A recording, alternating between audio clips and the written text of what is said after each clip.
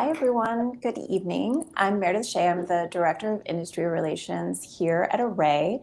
I'm coming to you live from Array's Creative Campus in historic Filipino Town, which is located in downtown LA.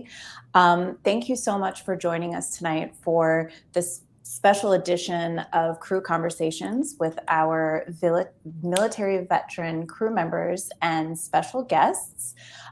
Before we get into the conversation, let's start with a little highlight of Crew.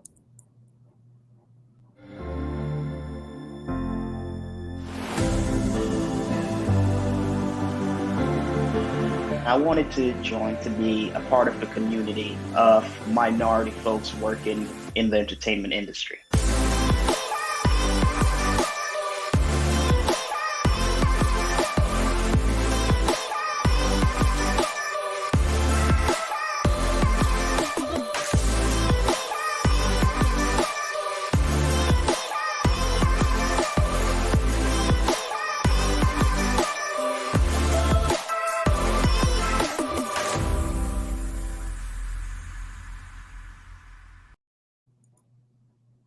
Wow, it gets me every time. Thank you all so much for being here tonight. I have to begin by thanking each of you for your service to our country. We wouldn't be here without your sacrifices. So thank you so much for joining us to talk about what Array loves most, which is next chapters. I'll start by introducing each of our guests, and they're going to tell us who they are, where they're from, where they currently live, their military rank, and their current job in the entertainment industry. So I'm just going to start in the order of the squares on screen with DEVON Edwards. Welcome. Well, thank you for being here. Thank you for having me. I greatly appreciate it. Well, I'm DEVON Edwards. As you can see behind me, the Bears logo. I'm from the south side of Chicago, born and raised. I served in the Navy, Army, and then retired Air Force, currently as a tech sergeant. I work now as a post-production coordinator for Snowfall Season 6 at the FX Networks.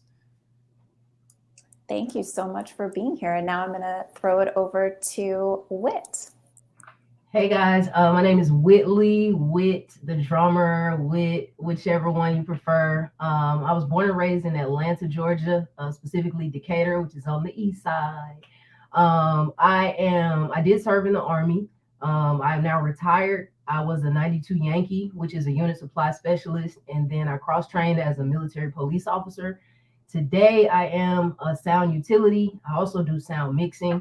I started in the music industry, but now in film, I just do sound utility and mixing. And did I skip a question? Not currently on the show, but happy to be here. And where you currently are?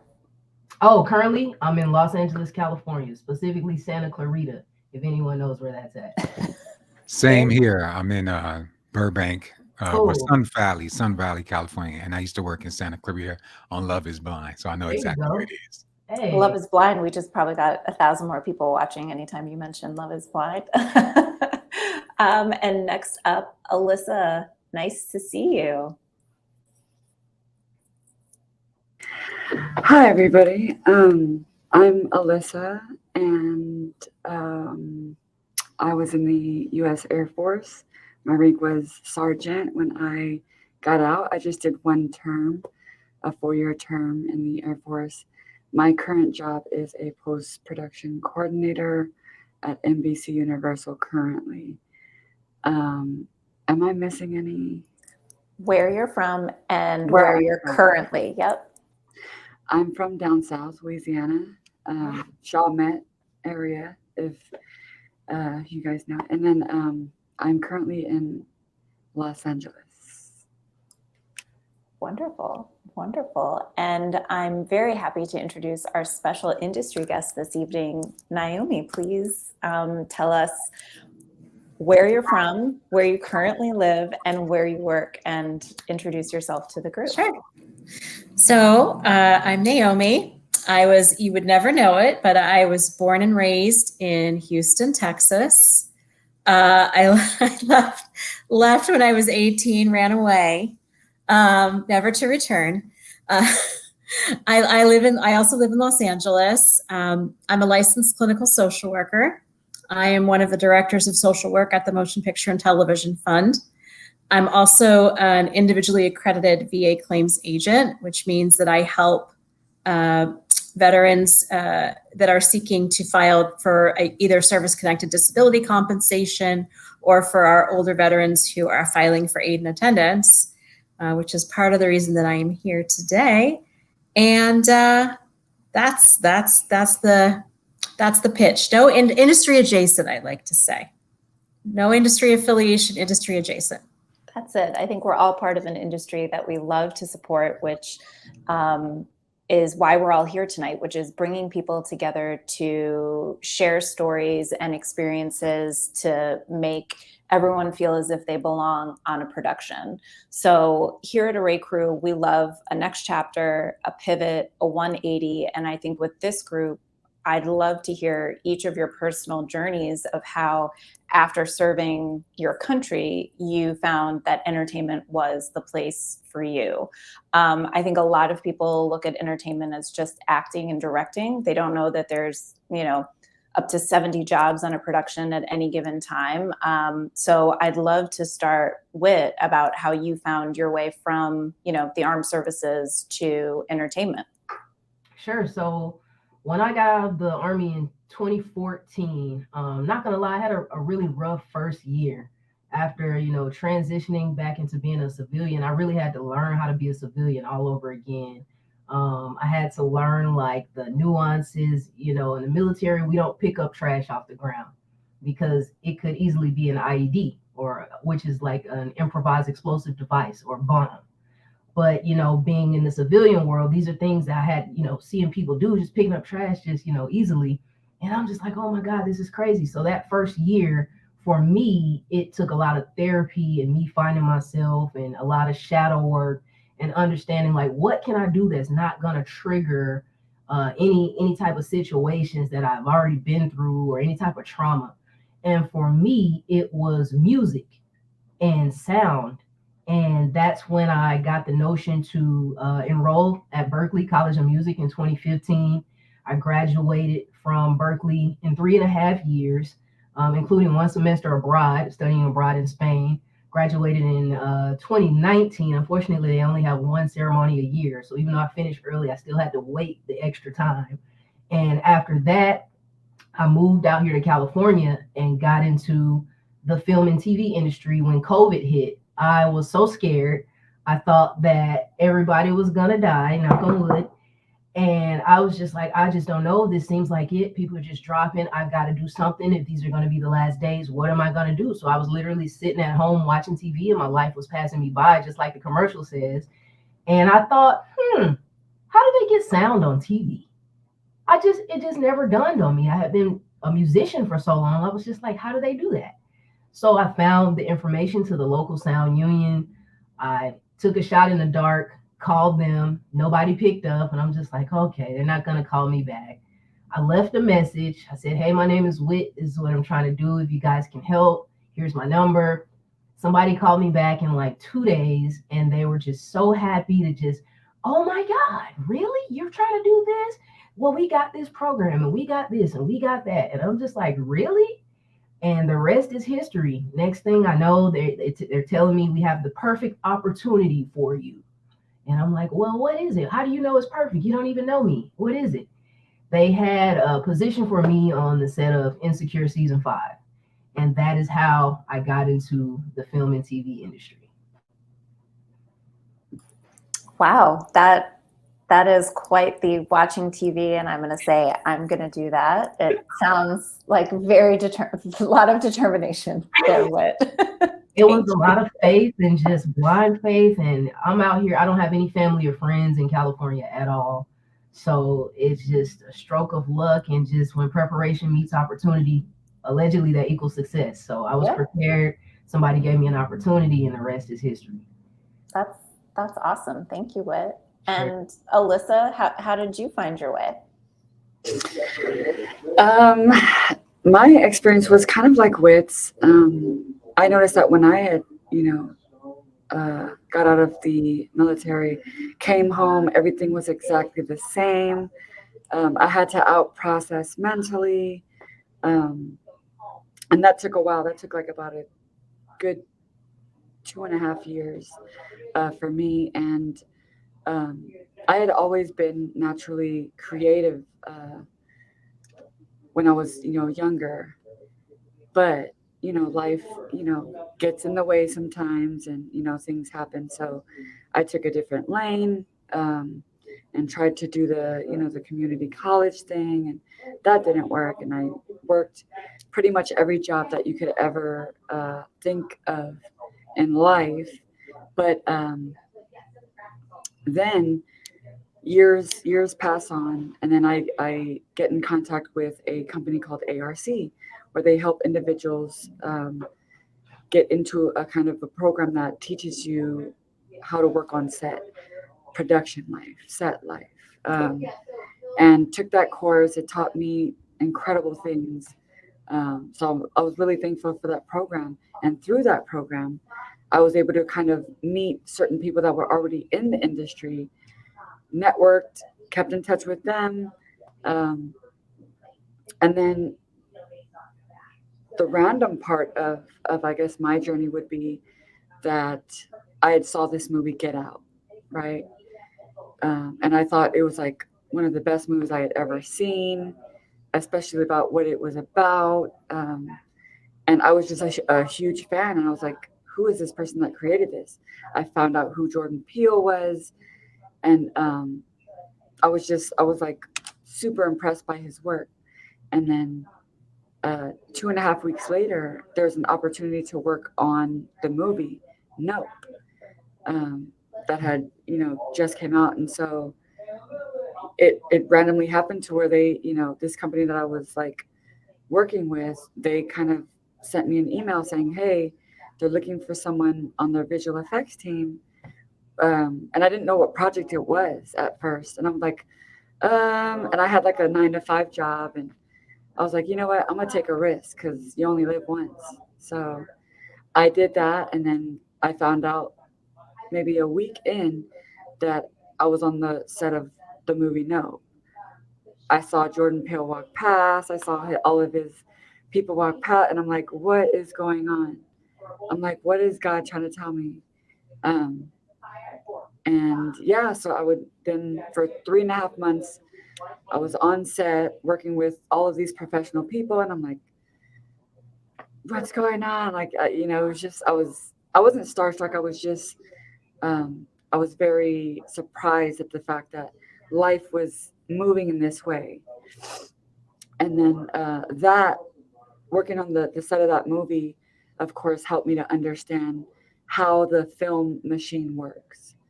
Exactly. Because I paid attention to the details, the microscopic things that, that come along with working in the entertainment industry. And then from working on the movie, then the opportunity came to work in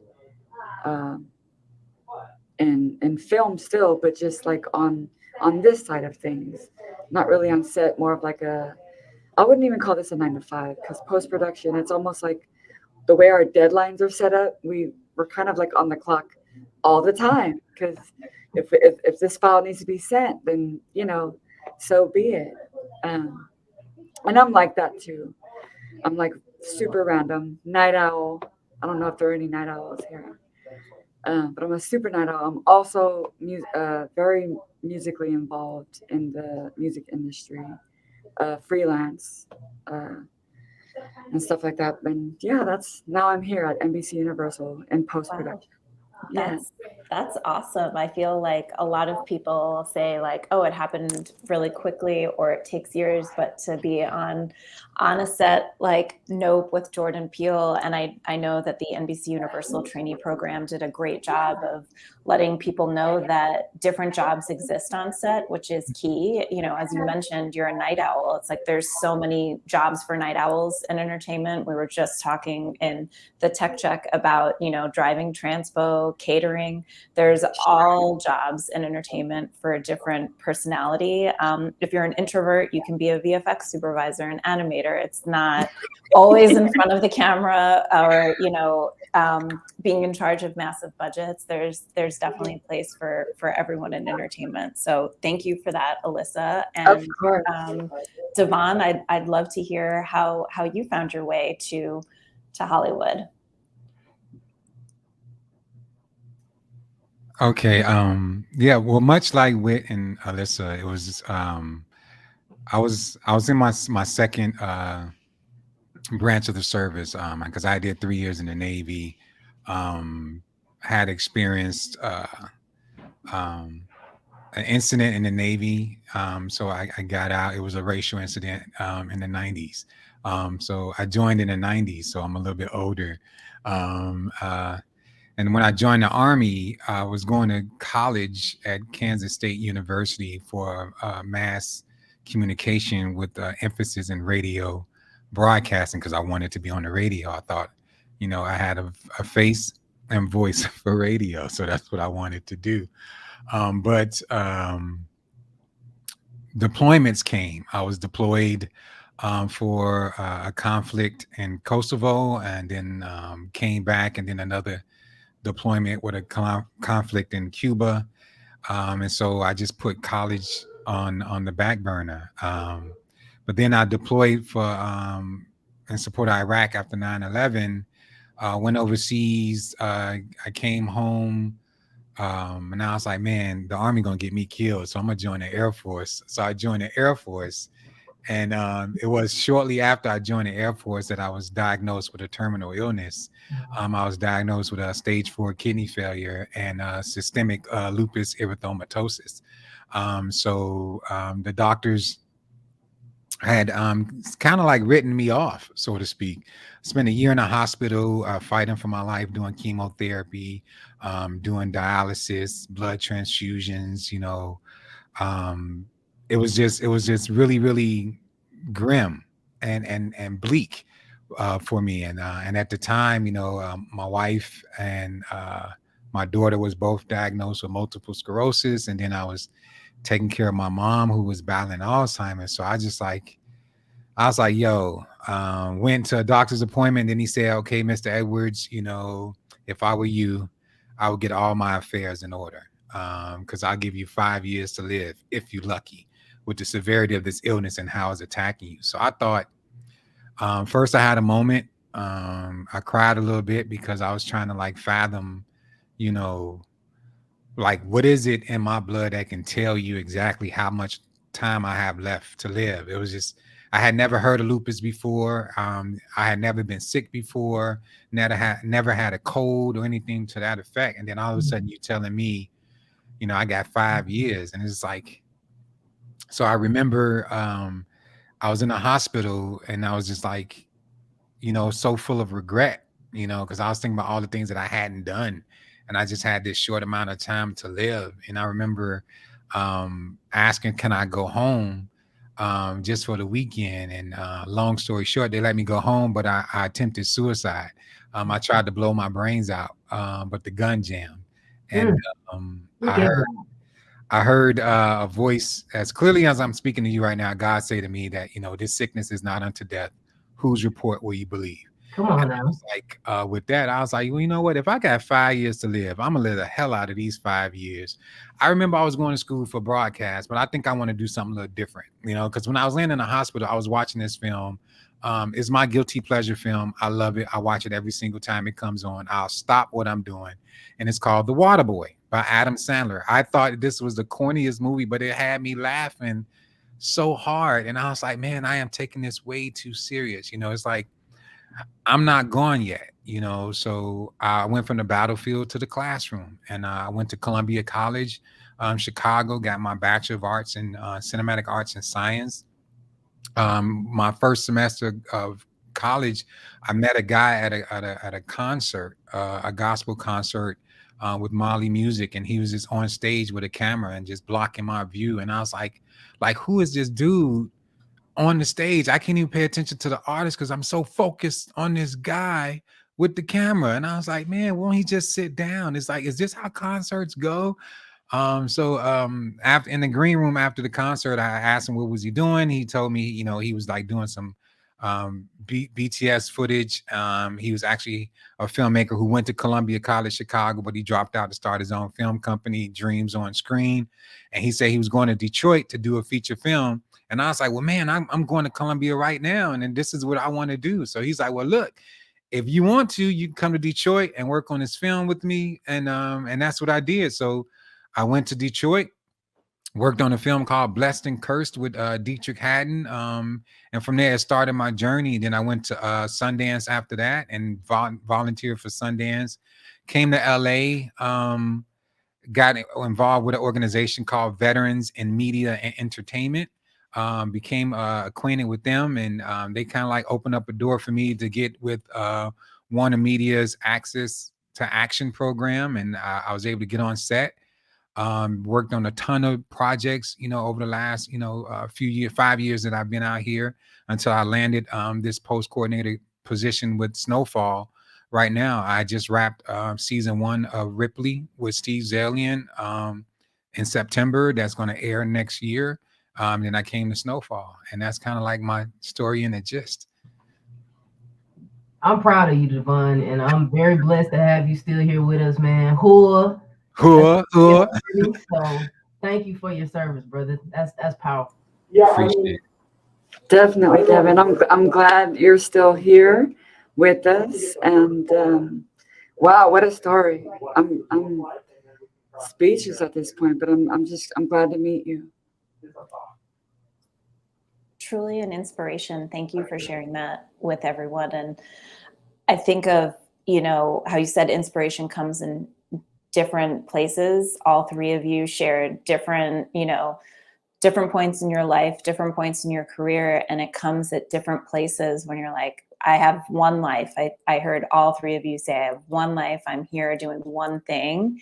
And, you know, the creative outlet of making your dreams come true through art and through meeting different people and saying, I want to do that. And, you know, if it's at a concert or seeing a film or watching a commercial and hearing something, all three of you were like, I'm going to go do that. So bravo to all three of you for just taking control and saying, I'm going to be a part of good. So I thank you again, all of you, for sharing those stories with us.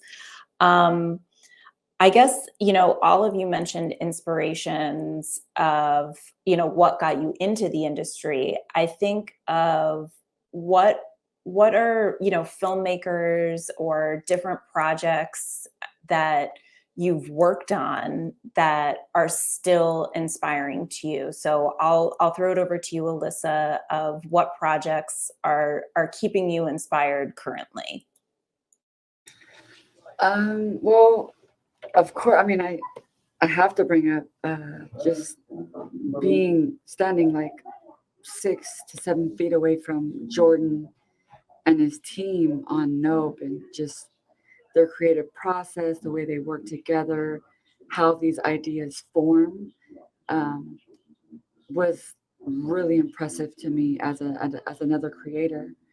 And I had another opportunity to work with Kesha on one of her music videos, and just, you know, to kind of see an artist up close and personal, you know, perform, and you know, even though the music video didn't really have the music aspect of it, we were still able to see that artistry come out. And I think that's what I take away the most from creativity or being a creator, is being able to experience someone in their element. Really, that most of all keeps me inspired. Definitely. And Devon, for you, when it comes to inspiration in everyday life, where do you find it? To be honest, you know, I'm part of a gratitude group every morning on Clubhouse. It's just 100 days of gratitude. And we've been sharing gratitude every single day at 9 a.m. for like the last 782 days. And it's, my inspiration comes from just like everyday people. Just like when I get up and I walk out the doors and I just see, sunshine, or I just, get the opportunity to like breathe breath, because like I said, I was given 5 years. I did 5 years of chemotherapy. Now this was in 2006 that I was given that prognosis. Here it is, this 2022, and then it's like, I mean, I look at other people and I watch what they're doing. Like, I mean, it's not a shameless plug or whatever. I know that we on a raid crew, but like I mentioned in the private chat, I met Ava in 2012 when, she was presenting her film in the middle of nowhere at Sundance. And I mean, just that was my first opportunity at Sundance. First time I ever heard that it took like 4 years to make a film at a Spike Lee panel. And I was like, wait, it take 4 years? Wait a second. Nobody told me this, but just seeing these different creatives like Ryan Coogler. I was there when Fruitvale Station came and the bidding war happened with it. And just to watch the trajectory of his career, Steve McQueen. And I had the privilege of meeting Deion Taylor and just seeing how vocal he is in the community, not just with the arts, but with us as a community of people. And I mean, that inspires me, my friends and my family, because it's, Oprah said it best, we all have a story to tell, and it's like, a lot of us, we suffer in silence, but I just think it's time for us to speak out and speak our truth and let our voices be heard. Ava said in a panel in South by Southwest, that we need to be in service to our story. Don't write the story that people want you, to make. Write the stories that you want to tell, or tell the stories that you want to tell, and that's always been my inspiration, is just like looking at people. I hear ALYSSA and listening to WHIT, and it's like, that inspires me, just anybody on that journey, because I remember when I was about to give up. Well, I gave up, and I attempted, I mean, it wasn't about the fact that it was just the fact that I had the courage to even pull the trigger. You understand what I'm saying? It's like, I gave up on everything. So it's just like the fact that I see people that are striving to make it, that's trying to be something other than what society dictates them to be, that inspires me. And that's the thing that keeps me pushing. That's a lot of really good inspiration, from Oprah to Sundance to our founder. That's a lot of really good inspiration. Thank you. And WHIT, where do you find your inspiration? First and foremost, I have to say, DEVON, man, I really empathize with you, because I'm over here fighting back, holding back tears, man. I too had a bout with suicide in 2014. And I thought, I didn't want to say nothing because I didn't believe God spoke to people how you just described. But since you said, I was just like, okay, so I'm not crazy. I heard, a similar voice ask me, before you just end it all, have you tried everything in this life that you've always wanted to do? Before you just consider yourself a total failure, before you just end the life that I gave you, have you tried everything? And the answer was no. The one thing that I hadn't tried was getting into Berkeley, because I let a lot of people get in my head and tell me what wasn't going to happen and what I wasn't going to do. And, you got to know how to read music, and you got to do this and do that. And little do they know, I've been reading music since I was 5. But I allowed the distractions to just distract me from what the ultimate goal was. So I did this. The voice said, if you just take the first step, I'll take care of the rest. But you got to take the first step. And I was like, man, I had $500 to my name. My car note was 3 months behind. The car note was $500. It ended up getting repossessed. And at that time, I had no job, no money, no car. Family wasn't trying to help me. Didn't have no friends. And I took the application fee for Berkeley was $250. So now I'm down to $250. And I've got to practice for my audition on drum set. And I haven't played drums in 6 years. So I found a guy on Craigslist, rented this room from him, he had an ad saying he'll charge me $30. And I'm going to get to the question, I promise. I show up and I say, hey, man, you know, I'm trying to get into Berkeley. You know, I see you got to add $30 a day. I just want to practice for my audition. Guy says, Berkeley? That school in Boston? I said, yeah. He said, you know what? Don't even worry about it. I'll let you use my practice space for free. And I said, is that you, God? Is he? You know what I'm saying? So I'm just like, and ever since then, I'm telling you, God is still on the right side of me, keeping me, you know, just having moved to LA in 2019, September. I've already purchased my first home the following year in the middle of the pandemic. I don't know how. I don't have a job, my friend. I don't know how. Like, it's just, so when you speak on your experience, bro, like, just know, bro, like, man, that's powerful. That's powerful. So what inspires me the most? I will say, obviously, Veterans Day just passed. I went on a deployment to Bagram, Afghanistan, and I was there on Veterans Day. And one of the things I do whenever I'm in a stressful situation, I try to take my mind somewhere else, to a place of peace, or try to visualize something that brings me joy. And so what I would do is I would just envision my life after the Army, you know, like I'm going to be somewhere on some island, just vacationing with my legs kicked up. You know, people shooting at me right now, it's fine. But after the fact, I'm going to be, you know, driving a Bugatti somewhere, you know, just wishful thinking. And, you know, that's what helped me get through the moment. Fast forward, last year on Veterans Day, I happened to be working on the set of Rap Shit, produced by Issa Rae. And we were shooting in Miami. And I remember it. I made an Instagram post about it. It was November 11th, Veterans Day. I'm on Star Island, a mansion. This particular day on set, they've got a Bugatti. They've got an Italian car I can't even pronounce. They've got Rolls Royces. They've got Mustangs. They've got, and in the caption of the post, I put, man, you know, I always envisioned that I was going to be, you know, with my feet kicked up and on some island, you know, in a mansion driving a Rolls Royce. I ain't driving one, but this is pretty close.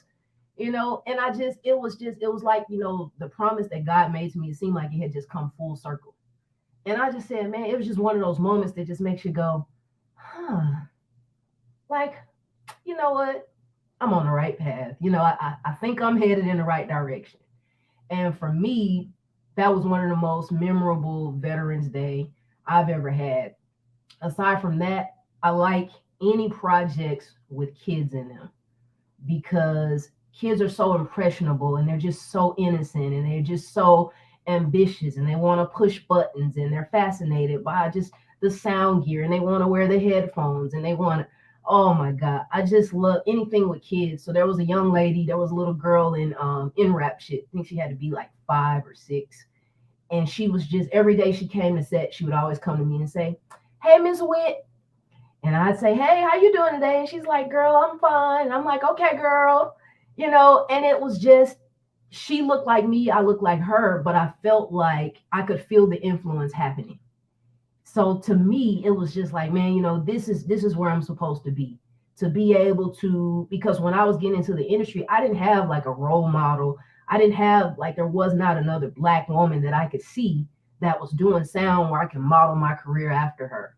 So for me to be the representation for her, a little 5, 6-year-old, it's just like, man, God, I tell you, man, you just outdo yourself sometimes.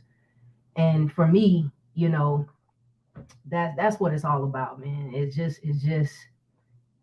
paying it forward, giving it back, and just being the representation, being what I needed when I was younger to someone else. Wow. I feel like there's a lot of gems coming from all of you. And I thank you all for being so honest. I think, you know, sometimes it's a culture where people don't want to share their truths, or, you know, it's hard to talk about some of the things that we're talking about right now. So I want to thank all of you for bringing that to this community, because somebody's watching right now that might need help, that might have been in that place, or that inspiration, everything that we've just hit. I know there's someone out there who's watching that feels impacted by this conversation. So thank you all for bringing that that truth here, because mental health in this industry is not really talked about. It's a place where, you know, you just keep working, it's long hours, you may not speak up, or you may feel a certain way. So for all of you to come and just share your truths and your stories and say that this is why it's important for someone to be on set. This is what I went through. And, you know, I know multiple people are joining that gratitude group. I think all of those habits and practices, when you're going through a tough time, you want to look around and say like, well, what do you do when the going gets tough, or if you feel a certain way? So thank you all again for just being so honest with us. I know we're getting some, questions from the chat. We have a very kind group that's sharing a lot of love in the comments. And one of them is, what's next for all of you? So Devon, we'll start where it's, what's next for you? You have so much life left. What is your goal at this point moving forward? And then I'll throw it to Alyssa and then Whit.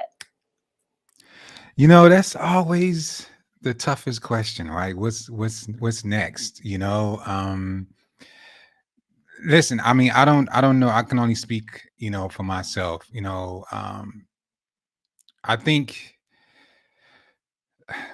long story short, I think the next thing for me right now is to be okay with who I am and where I'm at, and then work on the projects, that means something to me. For so long, I've been working for other people to help them build their vision, to build their dreams, and I've been putting mine on the back burner. I even have this thing on my desk. I got this from a great friend of mine from Chicago named Sydney Chapman. When I first met her, she's like, I don't know if you realize or not, but I'm sort of a big deal, so I was like, I thought that was so dope that she said that, because it wasn't arrogant, it was just, she was just letting me know that, hey, I put in the work, my time is valuable. I have something to say. So look, so what's next for me, I'm working on a few projects. If you see my whiteboard, I'm working on a short film that talks about survivor's remorse. It's called Past. It was formerly called The Past You Can't Escape. And it just talks about, one night that a soldier deals with when they come back home from a war-torn country, and the night terrors and the things that we have to endure in a single night. So I'm working on that film, and then I'm working on my feature film. It's autobiographical, to talk about like my journey in life, from, the inner city of Chicago, the street gangs, to the military, to the church, because I was a youth pastor and I pastored a church in Europe for a year before I got out the military. So, I mean, that's what's next. And just, continue to work these dream support jobs to support my dream. And that's what's next. Yeah. Awesome. Alyssa, what's next for you? What is your goals when it comes moving forward? Yeah. Well, currently I'm working on coming out with an album. So I'm working on a lot of music, working on song ideas, and working with a lot of people with that. I also plan on just coming into contact with like-minded people creatively, because time and time again, I've realized that everybody does, have a story, and I'm a movie lover. I'm like a movie geek. If there was a movie that came out, I've probably seen it. And so I've noticed that movies are not all the time, but a lot of times that they're made from inspirational stories. And so for that reason, I love meeting people that have a crazy story or a very odd story, because to me, I understand like the cycle, especially when they're involved creatively. It kind of makes sense to me, like, oh, okay, I know what's going on here, and I want to be a part of it, in some way. What's next for me? What else?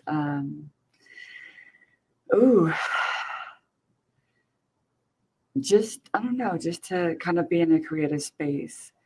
I want to be in a creative space at all times, as much as I can. If I could eat, sleep, breathe, creativity, that's definitely what I would do. Definitely. That's awesome. You're doing it right now. That's awesome. Thank you. And Whit, for you, what's next, and what goals do you have moving forward?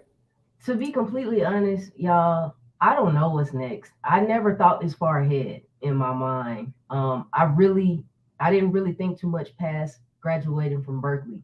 So my mind just kind of blanked out after that. I didn't even picture me being in the industry right now. I had no idea. I didn't picture being in the union. But internally, I feel like now I'm at a place in my life where God has just blessed me with so much. I want to continue to just, whatever I do, operate out of love.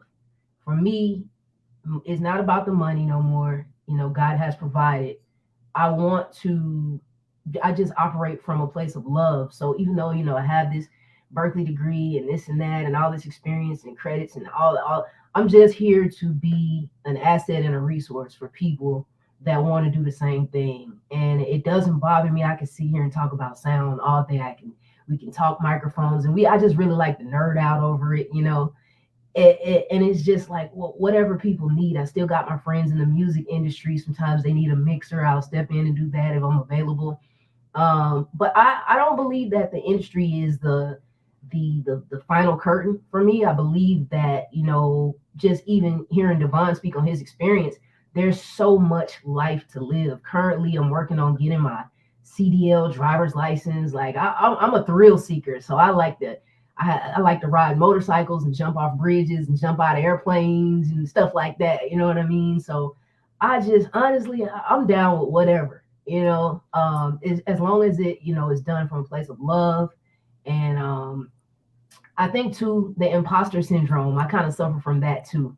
I haven't really came to terms with the fact that I am a retired person because I'm so young.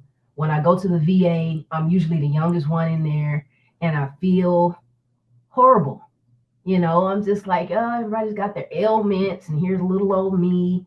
It's just a hard pill to swallow. So for me, I've got to understand, well, with that comes time freedom. And you've got to be able to just manage. People are always asking, what you going to do now? You going to come back to Atlanta? What you going to do? You going to do that? I don't know. I need to learn how to enjoy the fruit of my labor. That's what I need to do. So in doing that, I just want to continue to just operate from a place of love. I want to continue doing sound and being the change I always wanted to see. It's what my mom always says to do. And if I could just do that and just live in peace, that's always on my agenda. I love that, Whit, and I feel like maybe if we do this a year from now, it might say stunt utility, just based on you getting a motorcycle, jumping out of a car. I would love that. Sound and stunt utility. Oh. Just a new job title to add to the crew database. I would love that. Sounds amazing, actually. Okay. So we created something on Crew Conversations, which is wonderful. Another question from the audience is, what can the industry do to bring awareness to veterans? And I wanted to take this opportunity to throw it to Naomi to share some industry resources, just because we do have some people watching that are probably very inspired by your story. And I want Naomi to share the great work that she's been doing and, different programs and services that are offered. So, Naomi, I'd love to hear from you just when it comes to industry awareness for veterans. Sure. Well, first of all, Meredith, I wanted to echo what you said. The courage that WHIT and DEVON displayed by sharing their stories. I can tell you from my own experience, you probably have no idea how many people you've helped tonight just by sharing what you shared. There are so many, veterans that I've talked to, that my colleagues have talked to. And as a mental health clinician, we know that there's something going on there. But the shame around it, the stigma around it, the fear, all of it, really prevents people from sharing it. And by doing that, you've reduced barriers for other people to know that it's okay to talk about it. It's okay to talk about trauma. It's okay to talk about depression. It's okay to talk about something as serious as suicide attempts. You may have even saved a life tonight, and you don't even know it. So, you know, from the bottom of my heart, as a mental health professional, I thank you. I thank you. So the work that I've been doing for a while. So first of all, I have no military background. So I talk about imposter syndrome. Here I am sitting with these 3 incredibly accomplished veterans. And I did want to talk about imposter syndrome because I think it's something that veterans suffer from in extreme. You know, the things that veterans are responsible for when they're, you know, on duty, on mission are unbelievable, are incredible. And it's really a shame on our society that we don't understand the level of responsibility, the level of organization, the level of detail, what it takes, the amount of focus that it takes to be on point, on mission, whether you're in a combat zone or not. That doesn't even really, you know, that's part of it. But, and I think one of the shames of transitioning back to civilian life, which you all kind of touched on, is our society does not understand or even value sometimes the skill set that you all have. You know, your skills aren't transferable or whatever you want to call it. It's like your resume doesn't jibe with what, you know, our society values or understands. And that's, you know, I'm a lot about system disruption and cultural change, and I could probably go on for eons about it all. But, you know, that's, I think, one of the hardest things for our military folk as they transition back is, you know, they may have been responsible for, I don't even know, millions and millions of dollars of equipment. And, you know, all of a sudden, you know, it's like they don't, it's not, people don't understand that. And so trying to explain that on a resume, it's kind of like, how do you do that? So I digress. So my role at MPTF is, you know, to really help our industry veterans. So it's veterans, it's surviving spouses of veterans, if they're older, veterans of all ages and conflicts, really, to navigate the bureaucracy that is the VA on the pension side. And anyone who's ever attempted to navigate the VA on the pension side can tell you, you know, it's like its own ecosystem. And you have to sort of have these keys to unlock it. And I've been extremely fortunate that I've had some very wonderful mentors inside the VA who kind of believed in what I was doing, even though they didn't really, they're like, well, you have no military background. Like, why do you care about this? Like, what are you doing? And, you know, as a social worker, we're tasked ethically with closing gaps and reducing barriers. So that's really what I set out to do at the time. And at the time, it was a lot of World War II veterans, so veterans that were much, much older. You know, but over time, and I've learned a lot. And, you know, now I help people of all ages and conflicts to understand how to file, you know, pension claim benefits, and to really understand the intersection. You know, certain pension benefits unlock certain health benefits and vice versa, you know, and really understanding the complicated system that is the VA. Because a lot of veterans don't believe that they deserve their benefits. There's a lot of imposter syndrome around. Somebody needs it more than I do. Well, you said it yourself, Whit, you know. I go into the VA and I see all these people with their ailments and I feel like I don't belong there. And don't even get me started about female veterans and how they don't feel that they're even, you know, of the same stature as male veterans, because people often automatically assume that they're the spouse of the veteran. So, you know, I encourage everyone that's listening on this call. You served our country. You volunteered to serve our country. There is no more draft. So if you went to serve our country, you did it of your own volition. And if there are issues that affect you because of your service, don't walk away from them. Like, you know, take what WHIT and DEVON have shared with us today. You know, let's address them. Let's get help. Let's get whatever compensation people are entitled to, because we know that this business is like a roller coaster. And if you're entitled to pension benefits, why not take them while you're doing your dream support work, as DEVON said, you know? Take that financial stability that you're entitled to and let it augment your dreams.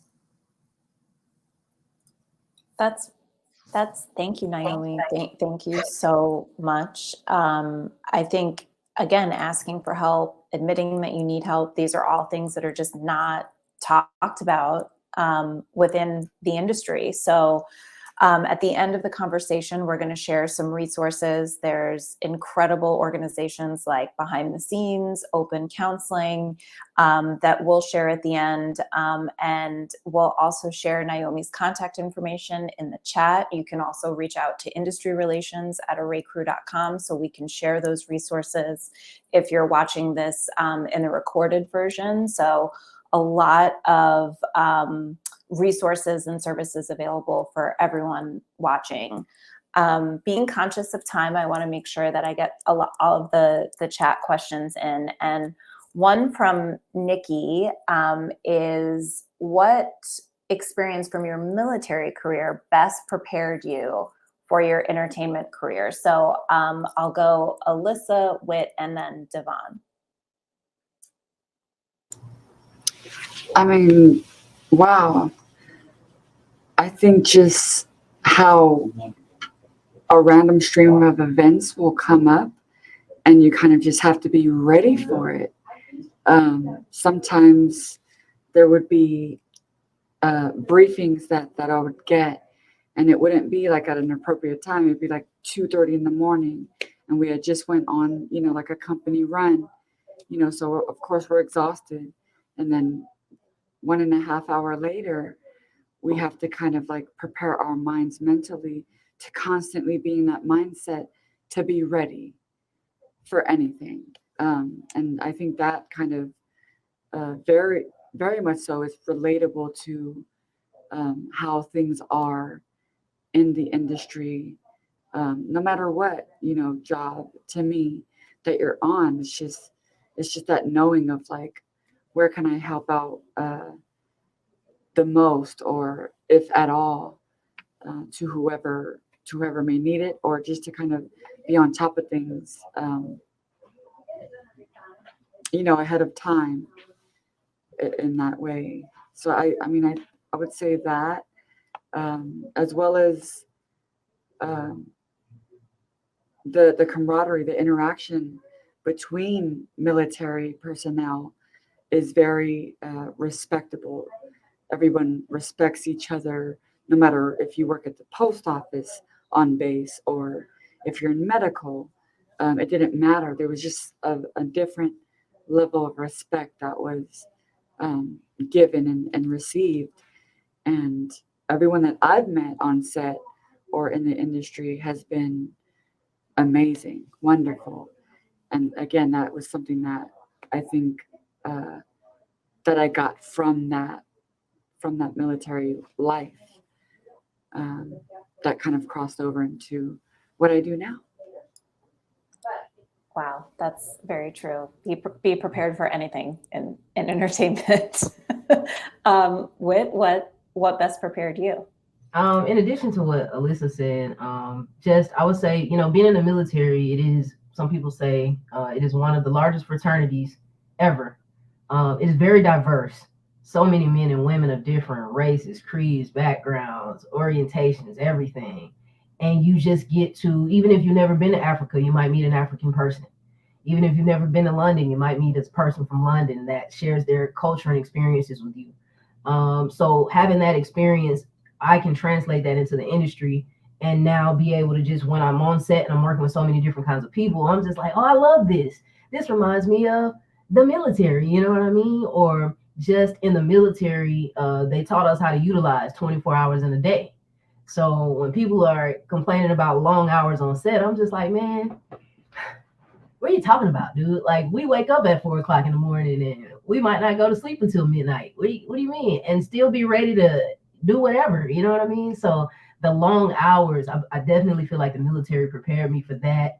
The work ethic, I like to say, I don't think anybody has a stronger work ethic than me, because I'm just always on goal. Like, I just feel like there's this thing in the Army that we have called the warrior ethos.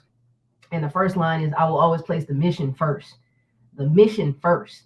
The mission first. And that in and of itself is a very powerful statement, because a lot of times you find yourself with a long laundry list of things to do. And you're just like, well, I got to get this done by 5, and I got to get this done by 5:30, and this, and it's just like, okay, but what's due right now? Focus on that, because you can't do all that other stuff until you get this done. That's whatever's due first.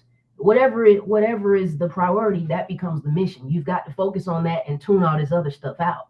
For me in life, when I was trying to get into Berkeley and get into that was my mission at one point in time. Everything else took a back seat to that.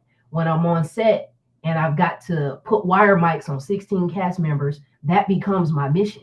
Everything else takes a back seat to that. I don't care if the fog machine operator needs me to plug in the fog machine. That don't have nothing to do with, that's not my mission. You know what I'm saying? Respectfully. It's just on set, everybody needs something, but you've got to be able to focus on what is in front of you and just get it done efficiently. And I don't know, I guess I'll say the last thing is that the military, really being in the Army, it really pushed me to my limits physically, emotionally, and mentally. And I feel like if you can go there in your mind first, you can go there in real life. And it really showed me, what my limits are as a person, or what I thought my limits were and what they actually are. Those are two different things. What you think your limits are versus what they actually are in real life. You never know until you push yourself past those limits.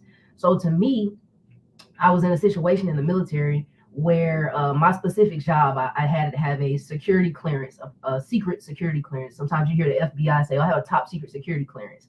My job required that. So I was actually in very close contact with members of the Pentagon and stuff like that, calling my phone, trying to get logistics and stuff. And I'm like, okay, cool. This is really cool.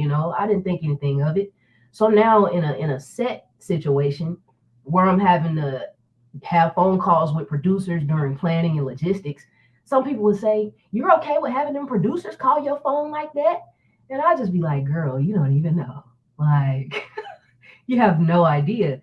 If I can communicate with the Pentagon on a daily, producers, are you kidding me? I love them, but it's easy. You know what I mean? This is a part of the job. So it just really puts everything into perspective. And overall, it just humbles you. Military service humbles you as a person, and it keeps you humble. It changes you, makes you appreciate life a lot more. So I feel like everything in the industry to me is a luxury. It's a luxury to be paid weekly and to work with celebrities on a daily basis. That's amazing.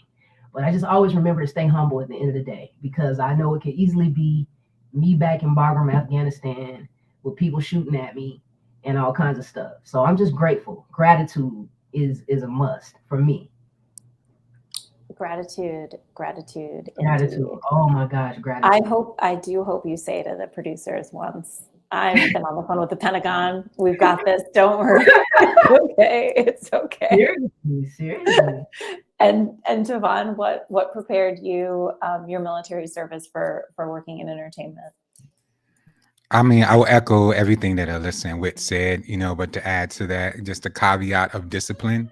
The military teaches you how to be disciplined in a regimented amount of time.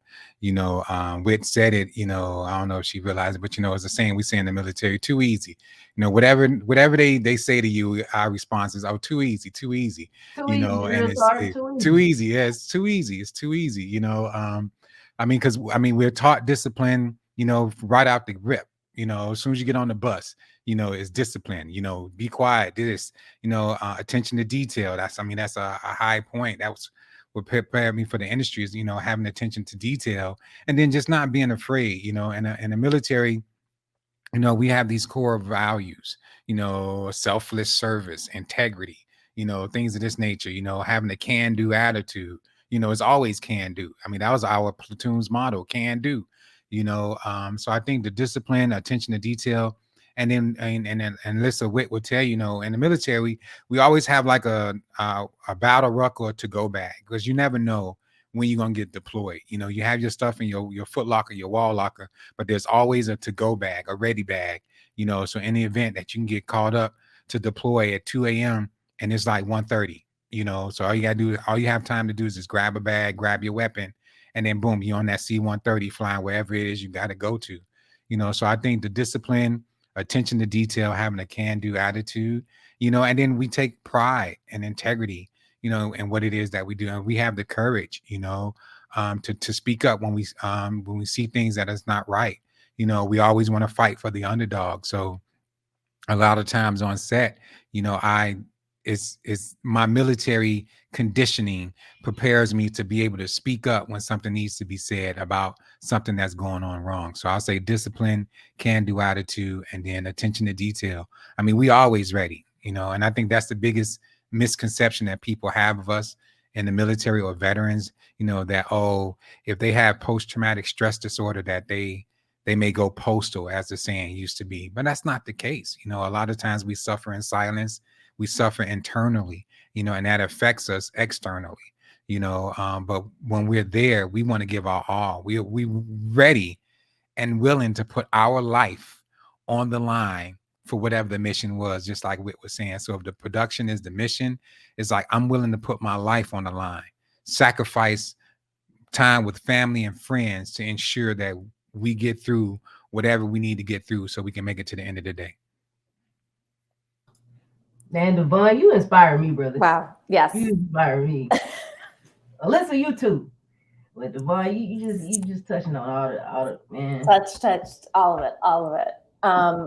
We have one last question that we always ask at the end of crew conversations, and I want to give the floor back to all of you to recommend a filmmaker or a film that everyone watching for them to go watch. Like, if did this, and any last words, any last thoughts, anything that you want to share with the audience, please use this opportunity to, speak from your heart. But we'd love to send it with that nugget of what would you tell people to go watch? I will say Whit. I'll throw it to you because you're off mute. Okay, cool. I didn't particularly work on this project myself, but I would encourage everyone to go and watch Hidden Figures.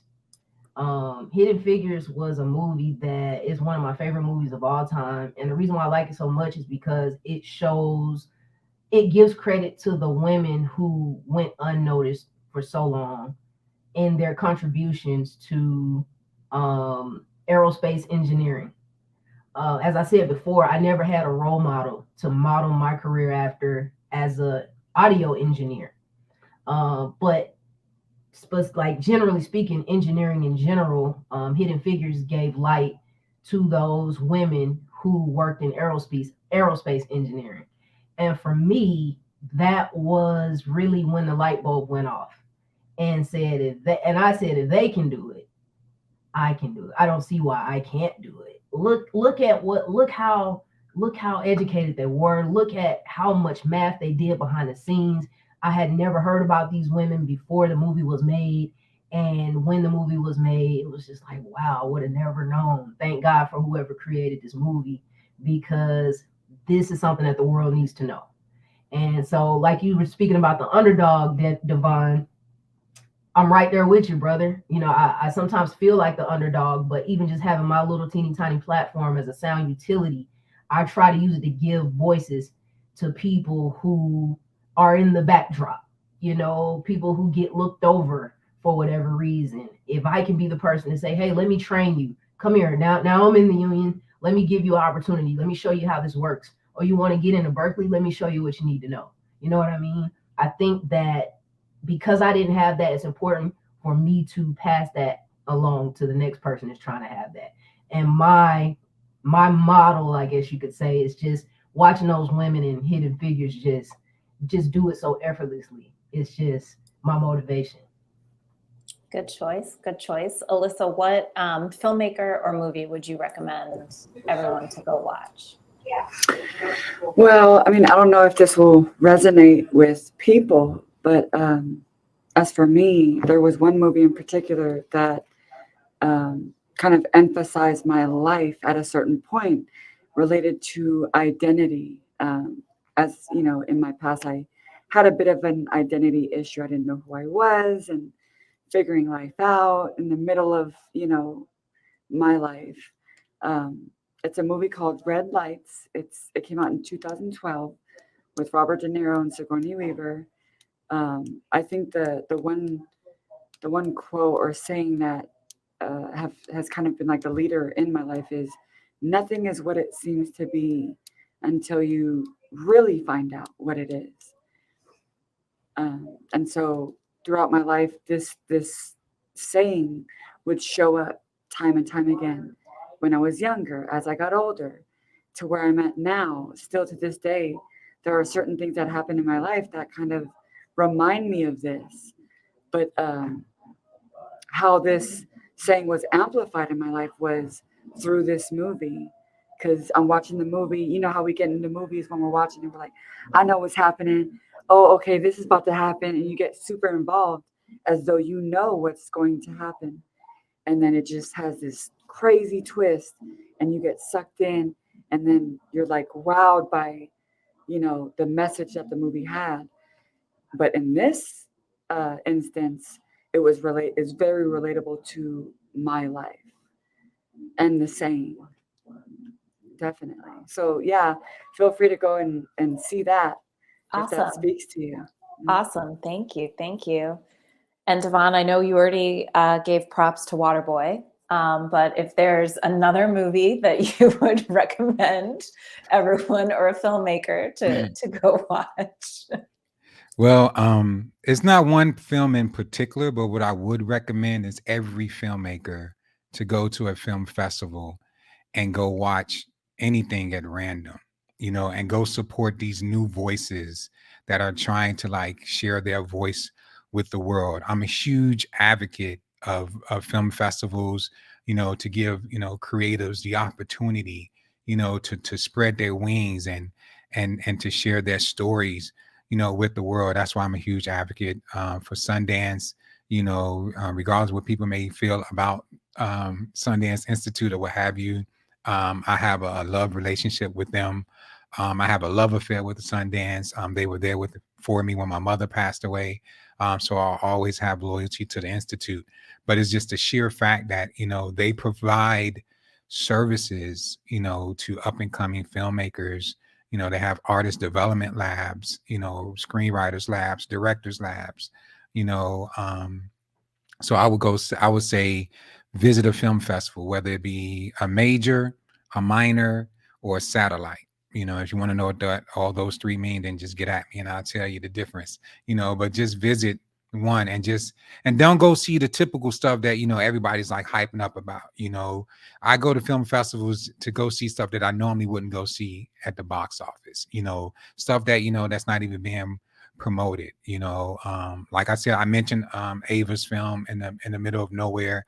I definitely was able to resonate with that. You know, there was a film called Imperial Dreams that played at Sundance. Is when I first got to meet John Boyega.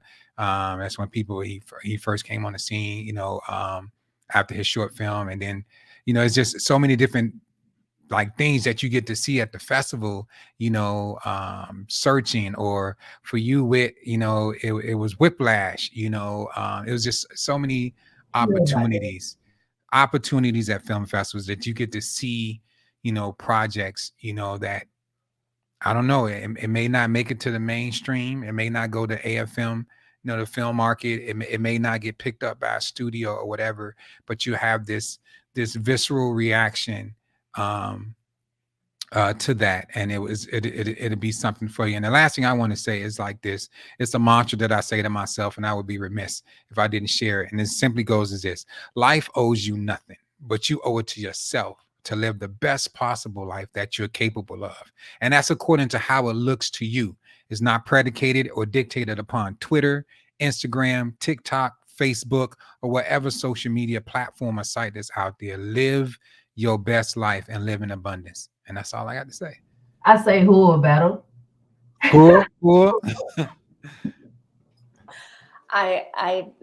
There's no better way to end a conversation than with, you know, live your life, live your truth.